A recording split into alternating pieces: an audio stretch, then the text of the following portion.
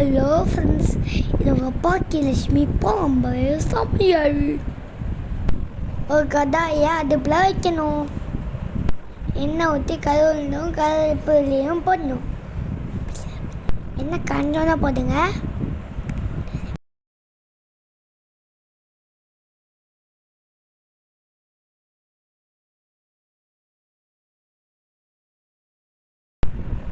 நறுக்கி வச்சுருக்க வெங்காயத்தை ஆட் பண்ணுவோம். ஒரு 10-15 வெங்காயத்தை புதுசாக நறுக்கிச்சுக்கோங்க. கருவேப்பிலை பொரிஞ்சதுக்கப்புறம் வெங்காயத்தை சேர்ப்போம். இந்த வெங்காயத்தை பச்சை வாசம் போகிற வரைக்கும் வதக்கிட்டே இருங்க. உங்களுக்கு சீக்கிரம் வதங்கணும்னா நீங்கள் உப்பு போட்டுக்கோங்க.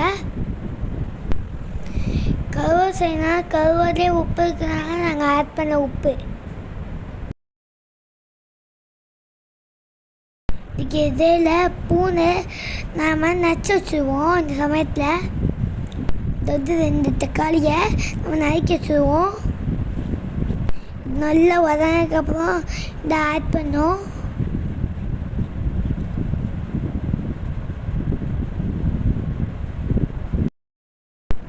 இதை இப்போ வதக்கி ஆட் பண்ணிக்கலாம்.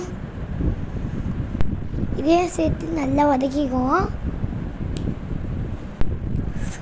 நல்லா வதங்கினதுக்கப்புறம் 1 ஸ்பூன் மிளகாய் பொடி ஆட் பண்ண போகிறோம். வீட்டு அரைச்சி போய் நீங்கள் கதையை கூட வாங்கிக்கோங்க, போட்டு வச்சுப்பாங்க. இப்போ இதை நல்லா வதக்கிப்போம்.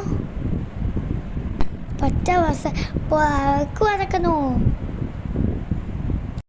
எடுத்து வச்சுக்கோங்கள அந்த கருவதை வெந்நி தண்ணியில் ஊற போட்டு கழுவி எடுத்து வச்சுருக்கோம்.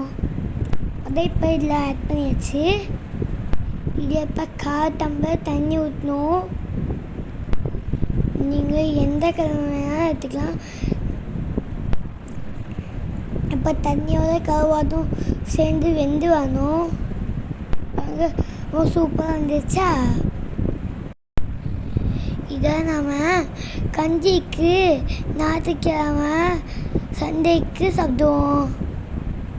நீங்களும் ட்ரை பண்ணி பார்த்தது கமெண்ட் செக்ஷனில் கமெண்ட் பண்ணுங்கள். சப்ஸ்கிரைப் பண்ணிக்கோங்க, உங்கள் ஃப்ரெண்ட்ஸுகளுக்கும் ஷேர் பண்ணிக்கோங்க, லைக்கும் பண்ணிக்கோங்க.